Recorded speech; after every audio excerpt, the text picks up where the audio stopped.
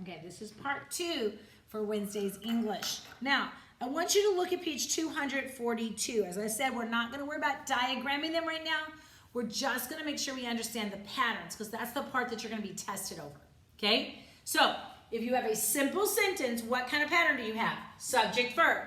If you have a compound sentence, you have a subject, verb, conjunction. Now remember that conjunction could be just a semicolon and then a subject and verb. You have two independent thoughts, two independent clauses. What happens with those dependent clauses? Well, let's look at this sentence. Well, before we look at the sentence, you can have what we call a complex sentence. If it's complex, it means it's going to be a little more complicated, right? All right.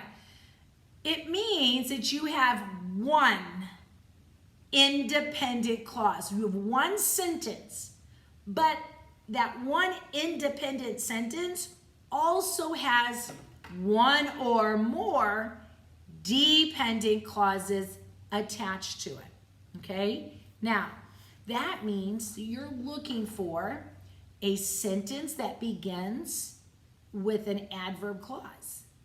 Now, you could, the ones that maybe are a little harder to see are going to be the ones that are when you have a dependent clause that is a noun clause because it acts as the subject or maybe it acts as the direct object. Sometimes those are a little harder to see.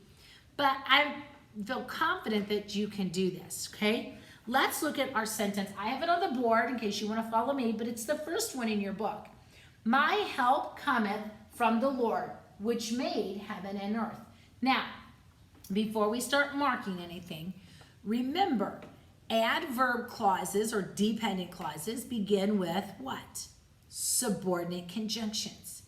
We also have clauses that begin with relative pronouns. That means who, whom, which, that, whose, after, although, as, because, as if, since, when. Those are the words that are going to be our keywords. And those are both lists that you memorized. Okay, you memorized the relative pronouns weeks and weeks ago. Okay, that was a really short little tiny list. Who, whom, which, that, and whose. Then we had the subordinating conjunctions that you worked on memorizing. And that would be after, although, as if, because, since, when. Okay, now that list was a little longer. Those are our key words to help us find our dependent clauses. So let's look at our sentence. What do we know? Well, I see the word which made heaven and earth. Which is a relative pronoun. Is there a clause there? Well, is there a verb? If I say which made heaven and earth, do I have a subject and a verb? Yes. Made is the verb. Which is the subject. So which made heaven and earth is a clause. Now I'm going to go over here and I'm going to say, is there a subject and verb? My help cometh from the Lord. Well, from the Lord is a prepositional phrase, right? So cometh. Who or what cometh? Help cometh. Okay? So what do I have here? I have a subject and a verb, and that makes an independent clause. My help cometh from the Lord. Can that be a sentence all by itself? Yes, it can. Then I have, which made heaven and earth. I have a subject and a verb. But can these words stand alone? They cannot. So I have an independent clause and a dependent clause, right? Okay, so if I have one independent clause and one or more dependent clauses, I have a complex sentence. Look at number 2. Sunday is the golden clasp that binds together the volume of the week. Okay, what are your verbs? Is and binds. Who or what is? Sunday. Who or what binds? That. Oh, my little radar went off because I know the word that is a relative pronoun. Does it introduce a clause? That binds together the volume of the week. It does. Put brackets around that clause. So, Sunday is the golden clasp. That's an independent sentence. That binds together the volume of the week is a dependent clause. What do I have? I have one independent and one dependent clause. I have a complex sentence. Look at number 3. He that diligently seeketh good procureth favor. What are the verbs? Seeketh, procureth. Who or what seeketh? That. That seeketh. Who or what procureth? He procureth. So what is that diligently seeketh good? That is a clause. Put brackets around it. I know it's a clause, again, because it's introduced by a relative pronoun. Okay? So I have a independent clause, he procureth favor. I have a dependent clause, that diligently seeketh. I have one of each, right? I have one independent clause, one dependent clause. I have a complex sentence. Look at number 4.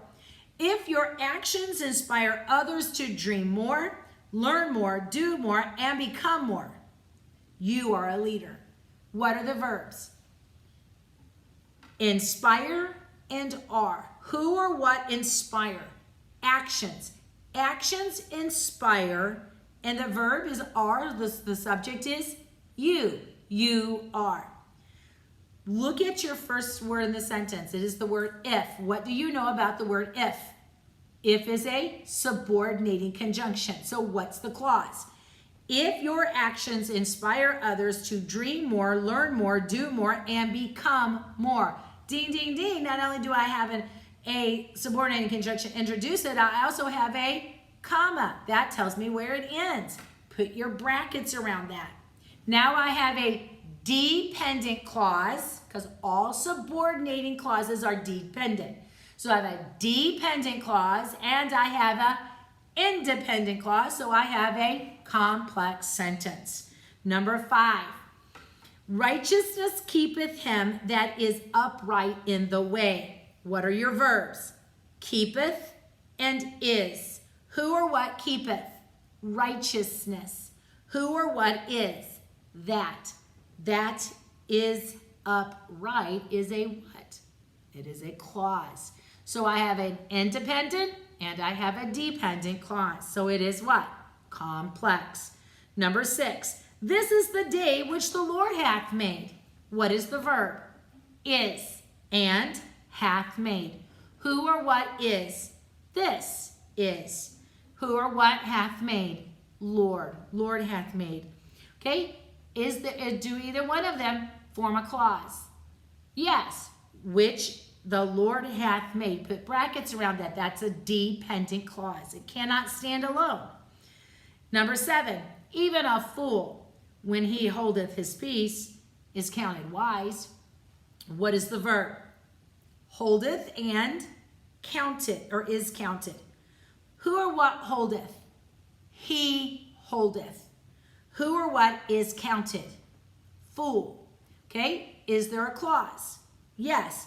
When he holdeth his peace. Again, another hint, it begins with a subordinating conjunction and it's separated with commas. Okay, when he holdeth his peace is a dependent clause. Even a fool is counted wise is an independent clause. I want you to do number 8 and number 9. I want you to find that they're both complex sentences. So I want you to find the independent clause. I want you to find the dependent clause. Know that both of them are complex sentences. I want to remind you, this is not on your test tomorrow, but this is on your test on next week. So what do we have here? We have a simple sentence is a subject and a verb.